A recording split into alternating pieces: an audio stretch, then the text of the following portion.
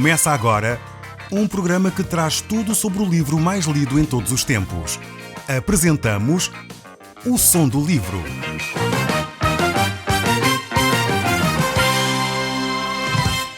Seja muito bem-vindo. Neste podcast vai encontrar o livro mais conhecido e lido em todo o mundo. Vamos levá-lo numa viagem pela história da humanidade. Este é um audiolivro para si, para a sua família e sociedade em geral. Contextualização e comentários de Paulo Chaveiro. Este livro é o livro das conquistas, o livro das vitórias. Nós já vimos como o povo de Israel foi vitorioso ao atravessar o Rio Jordão. As primeiras batalhas que eles tiveram de travar foi contra a própria natureza. Eles tinham de atravessar o Mar Vermelho, eles tinham de atravessar mais tarde o Rio Jordão. E Deus agiu de uma forma milagrosa, abrindo aquelas águas, para que o povo pudesse passar em terra firme. Nós vemos como Deus está constantemente ao lado do seu povo e vai atuar com o seu povo de forma adequada às suas necessidades. Isto nos deixa várias lições para cada um de nós, no sentido de percebermos como Deus age no nosso próprio dia-a-dia.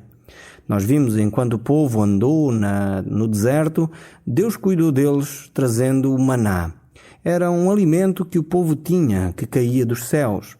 E dessa forma o povo sobrevivia comendo aquele alimento. Era um género de um bolo, de uma determinada massa com vários compostos. Não podemos dizer ao certo o que era esse alimento, mas sabemos que era um tipo de pão, um género de um bolo. Mas, ao mesmo tempo, quando o povo chegou à Terra Prometida, esse maná cessou. Ou seja, agora o povo tinha condições da sua sobrevivência ser suprida de outra forma. E por isso mesmo, Deus iria permitir que o povo então desenvolvesse a agricultura, desenvolvesse a sua própria subsistência. E nós vemos que Deus, de facto, trabalha assim com cada um de nós também. Deus vai suprindo as nossas necessidades de formas diferentes, de acordo com a nossa caminhada também. Quando nós estamos talvez mais carentes de uma área da nossa vida, Deus supre essas necessidades. Mas quando nós já temos condições por nós próprios de angariar a nossa subsistência, Deus então vai suprir o cuidado que tem para conosco de outra forma. Mas é necessário então que o povo entre na Terra Prometida. E quando chega a esse ponto, é necessário que eles se comprometam com Deus. Venham e tenham um coração inteiro nas promessas de Deus. Possam manifestar de uma forma prática a fé que eles têm neste Deus vivo e neste Deus verdadeiro. Por isso, o apelo de Josué ao povo dizendo: santificai-vos, porque amanhã o Senhor fará maravilhas no meio de vós. De facto, o povo viu grandes maravilhas. Os sacerdotes tinham passado aquele rio e as águas tinham-se aberto. E mesmo assim, ainda iriam ver coisas bem maiores. Eles tinham deixado aquele marco junto às margens do Rio Jordão para ser um memorial para todo o povo, como um testemunho, uma oportunidade para que os filhos, os seus descendentes, soubessem que Deus é um Deus que cuida nas coisas bem práticas do dia-a-dia. Também necessitamos, cada um de nós, lembrar que Deus cuida de nós também ainda hoje. Deus não é um Deus distante. Nós devemos confiar, de facto, ao nosso Deus a nossa vida, assim como a vida dos nossos filhos. Devemos deixar que eles aprendam aquilo que Deus está a fazer na nossa própria vida. E eles possam também, eles mesmos, experimentar por si aquilo que Deus quer fazer na vida deles. Para que isso aconteça, é necessário que nós possamos ensinar aos nossos filhos a palavra de Deus, a Bíblia. Eles precisam de compreender aquilo que Deus tem para cada um deles também. O povo foi ensinado exatamente a ouvir aquilo que Deus tinha para dizer. Por isso o povo deveria ouvir a palavra de Deus. Isso deveria ser comunicado aos seus filhos no futuro também. Eles deveriam estar conscientes de que Deus é um Deus de todos, é um Deus para todos. O povo então celebrou a Páscoa. A Páscoa era símbolo de libertação. O povo estava ali agora na Terra Prometida celebrando essa Páscoa. Essa Páscoa apontava para Jesus Cristo. Quando o João Batista viu Jesus, ele disse: eis o Cordeiro de Deus que tira o pecado do mundo. E Jesus Cristo foi crucificado exatamente na sexta-feira antecedente à Páscoa. E vemos como Jesus Cristo ressuscitou no primeiro dia da semana, no período da Páscoa, sendo Ele, de facto, o primeiro de entre muitos, sendo Ele realmente a nossa Páscoa. Sendo Jesus Cristo aquele que veio para nos libertar, agora não mais da escravidão do Egito, mas da escravidão do pecado. É Jesus que nos quer dar essa liberdade, quer nos trazer essa libertação. Por isso Ele diz para nós descarregarmos sobre Ele os nossos fardos, as nossas preocupações, pois Ele tem cuidado de nós. Vimos ainda também que a Josué apareceu o príncipe do exército do Senhor. E vimos que isto aqui aponta mais uma vez para a pessoa de Jesus Cristo. Para Cristo antes de Ele ter sido encarnado, antes de Jesus Cristo, que é Deus, se ter feito homem. E Ele apareceu a Josué antes de eles conquistarem a cidade de Jericó. E Ele desenvolve um diálogo com Josué, dizendo: descalça as sandálias dos teus pés, porque o lugar onde estás é santo. Vemos como Jesus fala com Josué, mostrando aquilo que ele vai fazer. E então encontramos agora no capítulo 6 deste livro de Josué, e eu convidava cada um de vocês a abrir a vossa Bíblia neste capítulo 6 do livro de Josué, e nós vamos ler os primeiros versos. E diz assim: ora, Jericó estava rigorosamente fechada por causa dos filhos de Israel. Então disse o Senhor a Josué: olha, entreguei na tua mão Jericó, ao seu rei e aos seus valentes. O chefe dos exércitos do Senhor desce até Josué para o fortalecer, para que ele esteja confiante que Deus está com ele nesta batalha. É necessário que cada um de nós, como Josué, perceba que Deus está ao nosso lado. Deus não nos desampara, por mais quente que seja a batalha, por mais difícil que seja a situação que você está a viver, Deus está ao seu lado. Deus enviou os seus anjos para o acompanharem em situações talvez que você pensa que não há esperança, em situações que você pensa que não consegue vencer. Josué estava diante de uma grande fortaleza, com homens valentes lá dentro, e Josué certamente estaria temeroso, e é necessário que Deus venha até ao pé dele e o convença de que ele deve dar esse passo de fé. O que é que Deus está a falar consigo? O que é que Deus lhe está a pedir para fazer? Talvez você está temeroso diante de uma crise, diante de uma situação de desemprego ou diante de uma situação de saúde difícil. Eu quero que você possa descansar diante de Deus. Deus está ao seu lado e Deus certamente trará a vitória. Talvez as vitórias nem sempre são como nós esperamos. Talvez as lutas nem sempre são travadas como nós gostaríamos. Mas Deus quer trazer a vitória sobre a sua vida. Espere em Deus e aguarde as promessas de Deus para si também. O texto continua a dizer: vós, pois, todos os homens de guerra, rodeai a cidade, cercando-a uma vez. Assim fareis por 6 dias. Agora Deus vai trazer uma metodologia de combate completamente diferente. Nenhuma tática militar aqui seria posta em prática. Nenhuma tática militar faria muito sentido. Deus agora vai dizer que há aqui uma tática completamente diferente que eles devem de ter. Eles deverão rodear a cidade com os seus valentes. E vemos que o texto bíblico continua a dizer: 7 sacerdotes levarão 7 trombetas de chifres de carneiro diante da arca. No 7º dia rodeareis a cidade 7 vezes, e os sacerdotes tocarão as trombetas. E será que, tocando-se longamente as trombetas de carneiro, ouvindo vós o sonido delas, todo o povo gritará com um grande grito, e o muro da cidade cairá abaixo, e o povo subirá nele, cada qual em frente a si. Temos aqui uma estratégia um pouco estranha para uma conquista de uma cidade. Vemos que é Deus quem está como chefe dos exércitos. É Ele quem vai dar esta tática militar. Uma tática pouco convencional. O povo deveria então rodear a cidade por 7 dias. Todos os dias deveriam rodear a cidade uma vez. E ao 7º dia deveriam rodear a cidade 7 vezes. E tocar então as trombetas e gritar com grande voz. E as muralhas cairiam. Certamente é preciso muita fé para agir desta forma. Talvez nós pensaríamos: mas que loucura, como é que se vai conquistar uma cidade desta forma? Mas o povo confiou em Deus. Eles sabiam que era Deus quem estava a pelejar por eles. E por essa razão eles então deveriam de obedecer a esse povo. O capitão Josué poderia ter objetado, dizendo talvez a Deus: Senhor, nós conhecemos um sistema bem mais prático, que funciona de uma forma melhor. Nós podemos conquistar a cidade por aqui ou por ali. Mas eles confiaram naquilo que Deus estava a dizer. Talvez em algumas situações da nossa vida nós temos uma atitude semelhante. Nós duvidamos do método de Deus. Pensamos: Deus não percebe muito de guerras. Deus está a dizer para o povo rodear a cidade, mas que método mais estranho de mandar muralhas abaixo. Talvez se nós cavássemos um fosso, ou talvez se nós mandássemos umas pedras gigantes contra aquelas muralhas, aí elas cairiam. Agora gritar e tocar, rodear à volta da cidade 7 vezes e elas vão cair, não faz muito sentido. Mas o povo confiou em Deus. Talvez você está a pensar neste momento: Deus está-me a pedir algo muito estranho na minha vida e eu não sei se devo ou não devo fazer. É uma coisa que nunca ninguém fez. É um método muito estranho, talvez, de resolver uns problemas no meu casamento. É um método muito estranho de resolver os problemas no meu trabalho.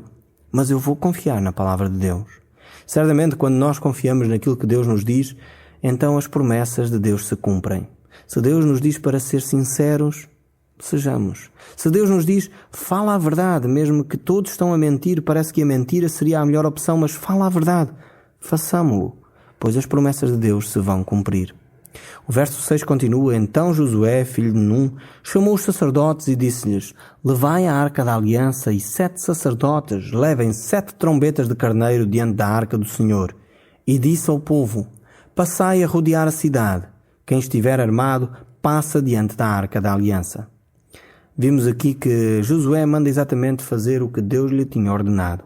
E o verso 9 diz: Os homens armados iam adiante dos sacerdotes que tocavam as trombetas. A retaguarda seguia a arca e as trombetas soavam continuamente. Vemos aqui que Deus então orientou o povo e o povo obedeceu de uma forma exata àquilo que Deus tinha determinado. Vemos o verso 10 dizendo: Porém ao povo ordenará Josué dizendo: Não gritareis, nem fareis ouvir a vossa voz, nem sairá palavra alguma da vossa boca, até ao dia em que eu vos disser: gritai, então gritareis. Vemos que o povo deveria permanecer calado. Eles deveriam ficar em silêncio enquanto as trombetas tocavam. E assim certamente o povo obedeceria à palavra de Deus e iria obter vitória. Como eu disse, por vezes poderá parecer que a metodologia a ser usada é um pouco estranha. Não é muito lógica. Talvez não coincida muito bem com o nosso raciocínio. Só que Deus não tem limites nem meios para agir. Deus não se limita meramente à nossa lógica.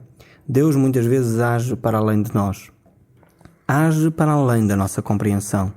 E é necessário que nós confiemos na palavra de Deus, ficando firmes naquilo que Deus já disse na sua palavra.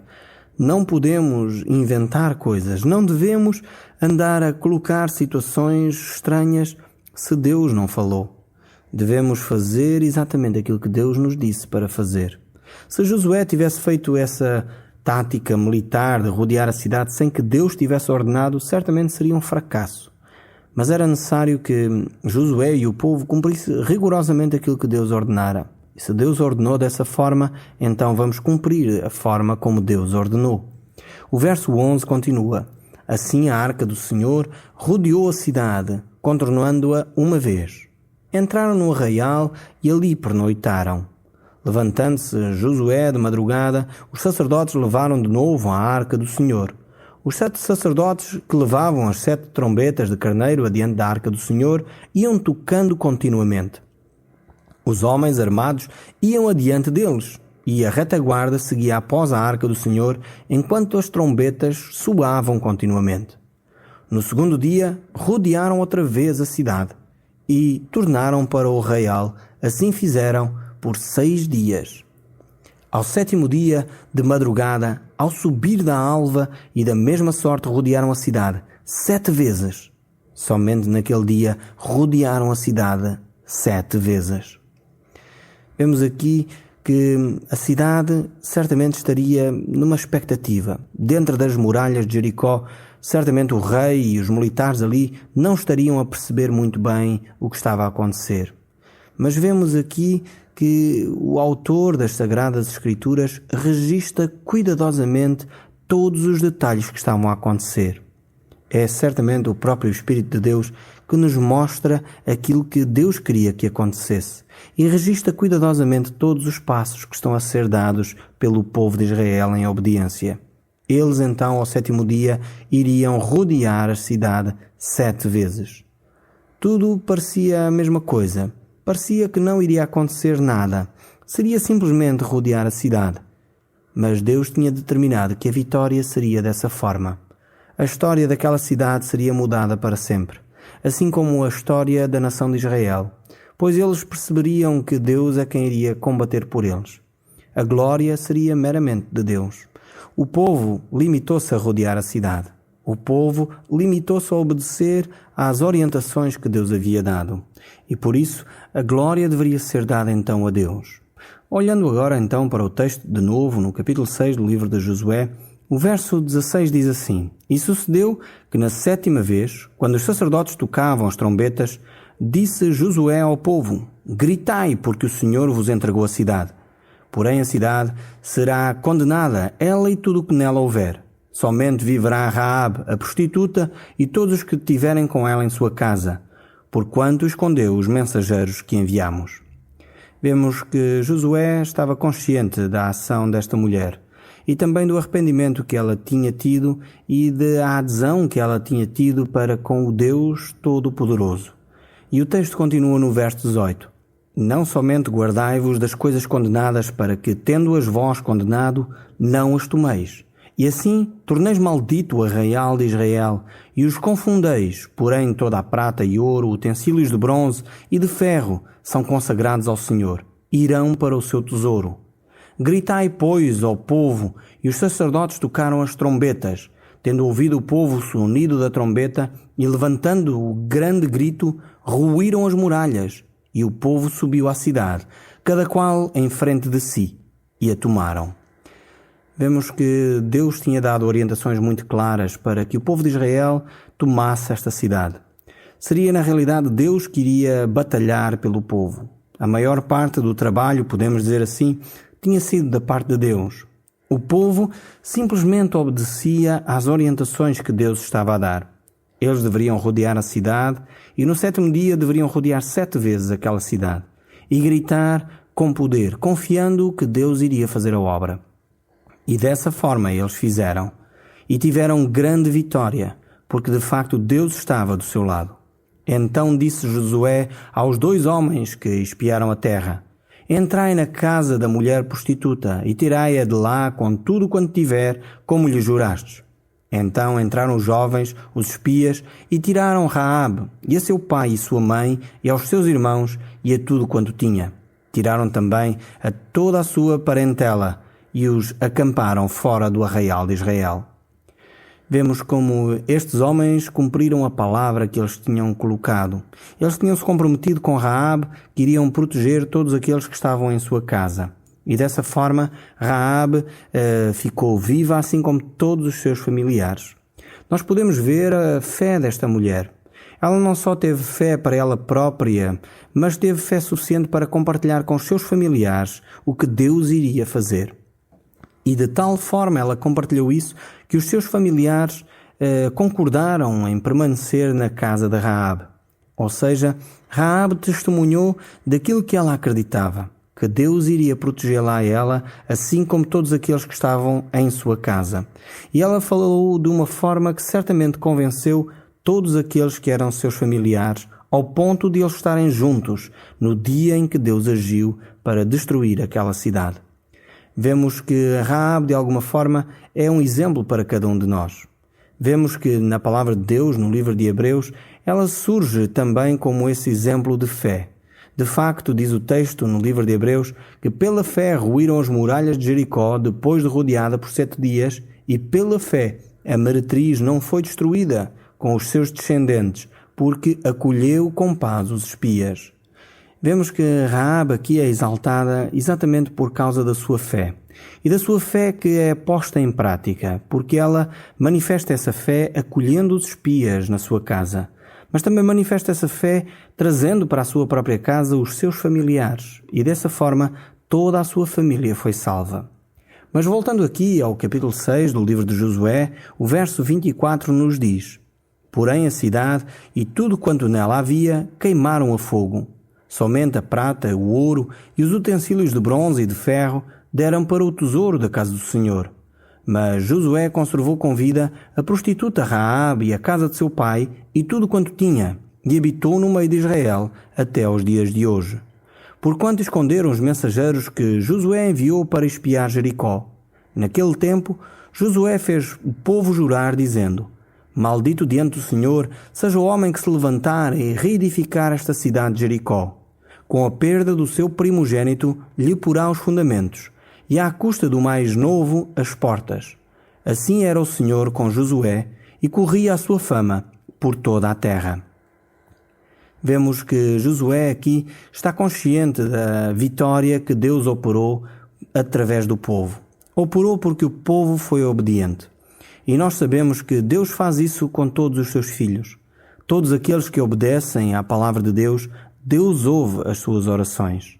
É necessário que cada um de nós, você que me está a ouvir, eu próprio, coloquemos em prática os ensinos da palavra de Deus. E dessa forma podemos ver Deus agir através de nós, à nossa volta, quando nós praticamos aquilo que Deus nos ensina. A Bíblia nos mostra que a nossa relação com Deus, para chegar a esse ponto, inicia-se no momento em que nós entregamos a nossa vida nas mãos de Jesus. Pois diz o texto bíblico: Em nenhum outro há salvação, porque também nenhum outro nome foi dado debaixo dos céus, pelo qual importa que sejamos salvos. É necessário darmos esse início, esse passo, para entregar a nossa vida a Jesus. Não importa o nosso passado.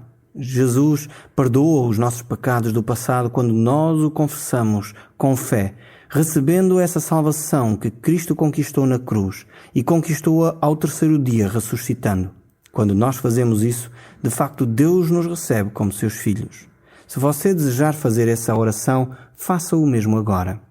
No próximo programa, nós continuaremos a olhar para a forma como Deus agiu através do seu povo.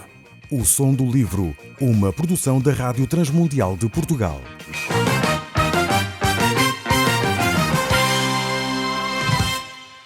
RTM. Conhece todos os nossos programas em rtmportugal.org. Uma produção da Rádio Transmundial de Portugal.